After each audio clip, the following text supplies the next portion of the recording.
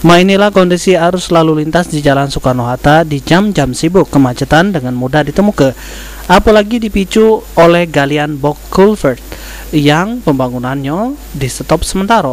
Pembangunan yang di stop sementara inilah yang membuat arus jalan menyempit sehingga kendaraan harus antri untuk melewati box culvert yang dibangun untuk ngaliri banyu dari pemukiman warga. Antrean kendaraan juga membuat kondisi jalan jadi berlubang akibat jalan kendaraan yang melambat, sementara tonase kendaraan yang lewat sangat tinggi. Pembangunan box culvert di sepanjang jalan lintas Sumatera dilakukan di 2 titik yang ini hari masih 50% pembangunannya. Oleh karena itu, warga sebagai pengguna jalan berharap pembangunan box culvert cepat diselesaikan sehingga kemacetan pacak segera dihindari. Macet Pak daerah? Ya sering macet ini, hampir tiap hari lah macetnya. Kenapa Kak Madi?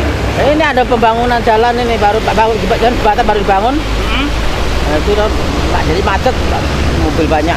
Sering macet Pak ya? Iya. Harapan Kak Madi apa? Ya muka-muka selesai, kakek biar tidak macet lagi kan, enak. Ya mobil banyak macet.